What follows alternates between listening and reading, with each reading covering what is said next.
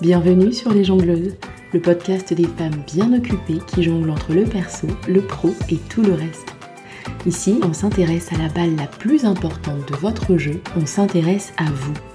Il est temps de renouer avec votre vie intérieure et d'en faire votre outil le plus puissant pour créer la réalité de vos rêves. Et ici, je vous y accompagne en partageant avec vous mes ressources testées et approuvées. Je suis Ruth Manou, coach de vie certifiée, 2 fois maman et gardienne de cet espace. Abonnez-vous à la newsletter ou sur votre plateforme d'écoute préférée pour être notifié des nouvelles sorties. Et je compte sur vous pour partager largement autour de vous et pour laisser une pluie d'étoiles et de commentaires partout où c'est possible. Bonne écoute!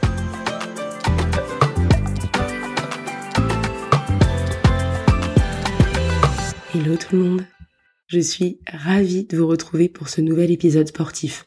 Bon, comme vous pouvez le constater, j'ai la voix cassée, je suis un petit peu malade, mais c'est pas grave, ça va quand même le faire. Alors, je vous raconte tout.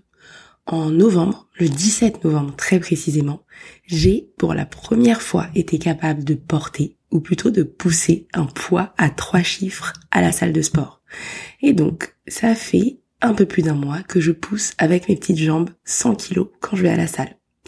Si je vous partage ça, c'est absolument pas pour me faire mousser, même si je suis très fière de ce que j'ai accompli, on va pas se mentir. Ce partage, pour moi, c'est la preuve que tout est possible. C'est la preuve que n'importe qui peut transformer en profondeur son identité et créer des résultats dont on aurait pu penser qu'ils étaient inatteignables. Si moi, j'ai pu arriver à ce résultat, on est tous et toutes capables de créer ce qu'on décide de créer. Si on m'avait dit à 5 ans ou 10 ans que j'en serais là, vraiment, j'aurais ri à gorge déployée. Il y a seulement 3 ans de ça, je me considérais absolument pas comme quelqu'un de sportif. Je prenais aucun plaisir à faire du sport pour le sport, comme c'est le cas aujourd'hui. Alors je pouvais mettre des vidéos de danse, de pilates ou de yoga sur YouTube, mais on n'était sur rien de très poussé, de très construit ou de véritablement efficace. Je n'avais absolument aucun goût au challenge ou à l'effort physique et vraiment, mais vraiment, quand les gens sportifs me disaient des trucs du genre ah ouais, la course, au départ, quand tu commences, c'est dur et après, c'est génial, je les croyais pas trop. Je rigolais doucement et je levais un peu les yeux au ciel. On va être tout à fait honnête. L'autre raison pour laquelle je vous parle de ce sujet à ce moment précis, c'est que cet épisode, je vais le publier en fin d'année. Et je sais que vous êtes nombreuses et nombreux à vous donner comme objectif de faire du sport ou plus de sport en début d'année. D'ailleurs, ça fait partie des résolutions de beaucoup de monde. 51% des Français avaient pris la résolution de commencer à faire du sport ou plus de sport en début d'année. Je serais curieuse de voir sur ce pourcentage combien ont réussi à tenir. En tout cas, si c'est votre cas, j'ai envie de vous voir y arriver. Le mot d'ordre pour 2025, c'est on y arrive toutes et tous ensemble et on laisse personne sur le carreau. Et puis je voudrais pas vous voir dans la situation où moi je me suis trouvée quand je me suis inscrite pour la toute première fois en salle de sport. J'avais pris un abonnement dans une salle assez chère en plus pour n'y aller que 4 fois au total sur 6 mois. Bon, ok, le Covid était arrivé entre temps, mais même avant ça, je ne savais absolument pas comment faire pour se fixer des objectifs et s'y tenir au point de créer une telle transformation. Bref, je ne veux pas que vous vous retrouviez dans cette situation. C'est vraiment trop de gâchis, d'argent, de talent, de potentiel, de possibilités. Et puis vraiment, je suis convaincue que c'est possible pour tout le monde. Du coup, dans cet épisode, je vais vous raconter comment cette transformation a été possible pour moi. Et au-delà de ça, je vais vous partager les outils et les pensées que j'ai mobilisées pour y arriver. Ce sera autant de clés que vous pourrez appliquer à votre situation personnelle pour créer cette transformation en particulier et en réalité n'importe quelle autre. La première chose à avoir en tête, c'est que la transformation que vous avez envie de créer, elle peut prendre du temps. Il faut le savoir et il faut l'accepter. Dans mon cas, j'ai commencé à aller en salle de sport de façon suivie et assidue en septembre 2022. Et je peux vous assurer que j'ai pas commencé directement à pousser 100 kilos avec mes jambes. J'ai peut-être commencé à 30 ou à 40. Mais j'avais commencé le travail avant ça en réalité. Ça faisait 1 an que je m'étais challengée à faire de l'exercice à la maison tous les jours. À la base, c'est pas ce qui était prévu. Je m'étais pas dit tiens, je vais faire du sport tous les jours pendant 1 an. J'ai commencé par faire un challenge de yoga quotidien pendant 30 jours, 1 an avant ça, donc en septembre 2021, on va dire. On était en sortie de Covid, en sortie de confinement successifs. J'avais pris quelques kilos, ça me plaisait pas et je voulais les perdre. Je me suis surprise à tenir, alors du coup, j'ai continué. En sachant ce que je sais aujourd'hui, j'aurais pas commencé par ça. Mais je suis vraiment contente de l'avoir fait comme ça, parce que maintenant, au moins, je peux vous partager ces clés essentielles que ce passage-là m'a appris. Déjà, commencez par quelque chose de simple, qui se glissera facilement dans votre emploi du temps. Et faites-le en priorité. Pas juste dans votre liste, mais dans les faits. Pour moi, ces deux choses-là se sont matérialisées par le fait que c'est la première chose que je faisais au réveil. C'était ma priorité et donc je commençais par ça. Et puis j'ai limité les frictions entre moi et mon objectif aussi. Je n'avais pas à sortir, j'avais pas à être à l'heure à un cours, j'avais pas à me contorsionner pour faire rentrer ce moment-là dans mon emploi du temps. Peut-être que pour vous, ce sera à votre pause du midi ou en fin de journée ou à une salle à côté de votre travail. Mais ces deux astuces-là, elles sont hyper importantes pour commencer et pour tenir. La troisième chose que ce passage-là m'a appris, c'est que vous pouvez être sûr que vos croyances limitantes, elles vont se dresser devant vous et que vous aurez envie d'abandonner. Et c'est une excellente chose d'en avoir conscience parce qu'au moins, vous saurez que c'est normal et vous pourrez continuer quand même. Typiquement, pour moi, faire du sport le matin, ça voulait dire que je laissais mon mari gérer les petits déjeuners des enfants et que je n'étais pas là pour une partie de la routine du matin. Oh là là! Qu'est-ce que je me suis fait engueuler par mon cerveau. Vraiment, à mes propres yeux, j'étais la pire mère. J'étais la mère indigne. Et ça aurait pu me faire arrêter. Sauf que je sentais aussi que j'avais besoin de ce moment-là pour commencer la journée. Je sentais que j'avais besoin de bouger mon corps. Et je me suis accrochée malgré ce message très très fort que mon cerveau m'envoyait. Et puis j'étais soutenue aussi. Ça c'est important de le dire parce que ça compte. Du coup, j'ai continué malgré l'indignation de ma voix internalisée de la société. Donc après ce mois de challenge de yoga, j'ai continué un autre mois, et puis encore un autre, et puis encore un autre. Jusqu'à ce que je me dise, je crois que j'ai envie de plus. J'ai envie de plus d'intensité. Je crois que ça marche pas et j'ai envie de plus d'intensité. Et ça, c'était un choc pour moi qui n'avait absolument jamais aimé le challenge sportif. Mais je vous jure que l'envie de plus est venue naturellement. Donc après l'été, je me suis inscrite à la salle de sport. Encore une fois, j'ai choisi de limiter les frictions au maximum. J'ai choisi une salle très très facile d'accès. Elle était à 3 minutes en voiture de chez moi et sur le chemin de l'école. Elle était ouverte 24 heures sur 24 et 7 jours sur 7. Typiquement, si j'allais au resto un jour où j'avais prévu d'aller au sport, sur le chemin entre le resto et la maison, j'y allais. C'est pas un exemple hypothétique, je l'ai littéralement fait une fois. Parce qu'elle était ouverte 24 heures sur 24. À côté de ça, cette salle, elle était basique et elle était assez petite. Et pour la petite histoire, j'ai hésité avec une autre salle qui était vraiment fancy pour le coup. Elle avait une piscine, un sauna, un studio de danse, elle était immense, elle était vraiment stylée.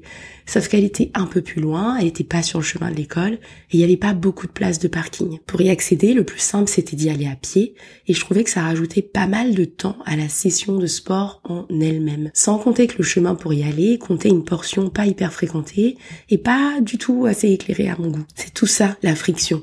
C'est toutes ces raisons que vous devez dépasser et qui pourraient vous empêcher d'atteindre votre objectif. C'est pour ça que c'est absolument vital de choisir quelque chose de simple et de facile d'accès pour vous et votre emploi du temps. Pas pour faire comme moi, pas pour faire comme votre copine ou votre mari, vraiment pour vous et pour votre emploi du temps. C'est ça, votre étoile du berger. Bref, j'ai choisi cette salle petite, basique, mais pratique, et quand je me suis inscrite, je suis passée à un autre niveau de challenge, d'abord physique, ça c'est évident, mais aussi mental. Mon cerveau me proposait plein de raisons de laisser tomber. Déjà, je savais pas ce que je faisais, je ne connaissais rien aux machines, tout le monde avait l'air de tout maîtriser plus que moi, j'allais me ridiculiser, potentiellement j'allais me faire moquer ou juger, alors que bon, la probabilité que ça arrive alors qu'on n'est plus au collège est relativement faible. Et c'est là où c'est important de ne pas toujours chercher à tout faire seul. Il y a une force immense à s'appuyer sur les autres, que ce soit une communauté ou quelqu'un qui va vous accompagner. Et moi, ce que j'ai constaté à ce moment-là, c'est que très souvent, les gens sont contents de donner un conseil quand on leur demande, ou juste de partager quelques mots ou un sourire quand on se reconnaît après quelques semaines. C'est ça la réalité. J'ai remarqué que c'était comme ça, dans cet état d'esprit-là, qu'étaient la plupart des gens, plutôt qu'à se regarder de côté ou à se juger. En vrai, ce genre de personnes, j'en ai pas rencontré, que ce soit dans ma salle en Irlande ou en Suède. La deuxième chose que j'ai remarqué, c'est qu'on va beaucoup plus vite quand on se fait accompagner. Typiquement, moi, j'ai eu une séance gratuite pour découvrir les machines et avoir un programme de base avec une coach de la salle. J'ai suivi ce programme religieusement. Et assez vite, j'ai voulu plus. Et donc, j'ai pris mon premier coach. J'ai payé mon premier coach pour me pousser, pour me montrer des choses nouvelles et surtout pour avoir un retour sur ce que je faisais, mais aussi sur ce qui se jouait dans la tête. Incroyable. Meilleur investissement. Et j'ai pris mon deuxième coach 1 an après et ça m'a aussi énormément fait progresser sur d'autres aspects, sur d'autres pendants. Notamment, il m'a montré comment progresser en évitant de me blesser parce que j'ai tendance à aller un peu trop fort, un peu trop vite. Et donc, lui, il m'a montré comment effectivement me challenger, mais aussi comment me protéger et éviter la blessure. Et puisqu'on est sur la communauté, il y a certaines personnes, et c'est peut-être votre cas, qui se sentent portées quand elles sont engagées vis-à-vis des autres. Soit parce qu'elles ont une copine avec qui elles vont à la salle, soit parce qu'elles ont un cours qu'elles ont payé, qui commence à une heure fixe et où un instructeur les attend. Si c'est votre cas, c'est important de l'intégrer. Ça va vraiment vous porter dans votre mise en route. D'ailleurs, en parlant de mise en route, une autre chose qui va vraiment vous porter dans la mise en place de votre nouveauté, c'est d'être hyper intentionnel, limite monomaniaque, au moins pour commencer. Vous allez vous fixer un temps de démarrage relativement important. Personnellement, moi j'aime bien me faire des challenges de 30 jours. En général, après 30 jours, mon habitude est bien ancrée et je suis prête au challenge suivant ou alors à juste continuer sur ma lancée. Donc au début, n'ayez pas peur d'être un peu en mode brut, quitte à alléger par la suite. Et pour le côté un peu monomaniaque, parlez-en autour de vous, surtout à vos proches qui sont des soutiens et qui sont des forces positives dans votre vie. Ici, c'est pas juste mon mari qui me soutient et qui m'encourage, c'est aussi mes enfants. Et les fois où j'ai pas envie d'y aller, je sais que si je vais les voir, je vais avoir des « Ah, allez maman, ah, allez maman !» Et ça, j'avoue que c'est motivant. Donc parlez-en autour de vous. Au-delà de ça, plus vous serez précise et spécifique dans la fixation de votre objectif, plus vous aurez de chances de vous y tenir.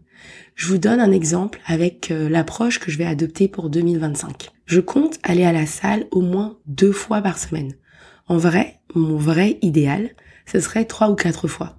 Mais le risque en visant ça, c'est que je ne puisse pas m'y tenir et que je me décourage ou que je me fustige un petit peu. Donc 2 fois par semaine, c'est pas mal. Si j'arrive à faire ça, déjà je serai contente. Ensuite, j'anticipe qu'il y aura 5 semaines où potentiellement je n'irai pas.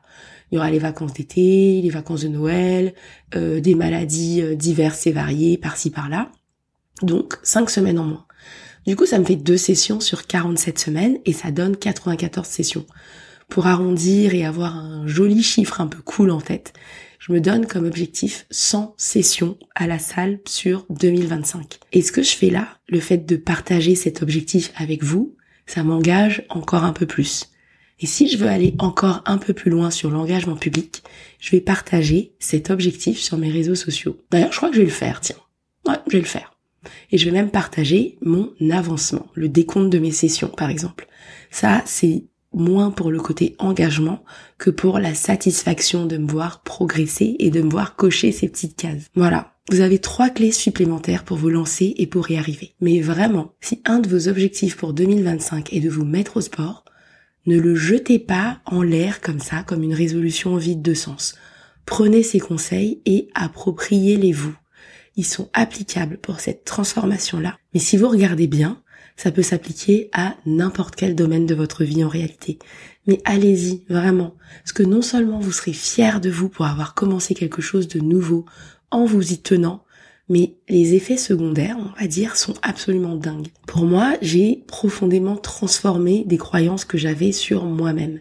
J'ai transformé mes habitudes et j'ai transformé en profondeur tout un pan de mon identité. Cette transformation, elle a eu aussi des impacts sur mon entourage proche. J'ai des enfants qui voient leur maman aller au sport, qui voient leur maman prendre ce temps-là pour elle.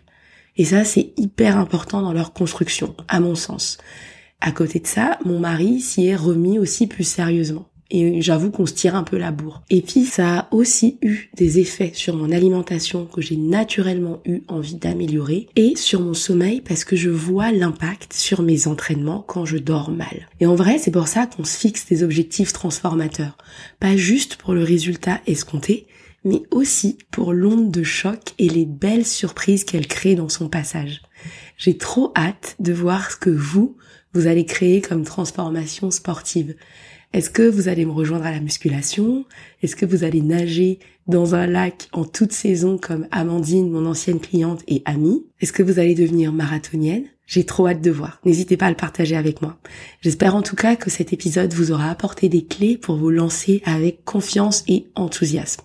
Et vous le savez, je suis là si vous avez envie d'un coup de main plus personnalisé pour enclencher cette transformation-là et bien d'autres encore. Vous pouvez réserver votre appel découverte en cliquant dans les notes de l'épisode. Je vous donne rendez-vous dans 2 semaines pour le dernier épisode de l'année et d'ici là, prenez soin de vous.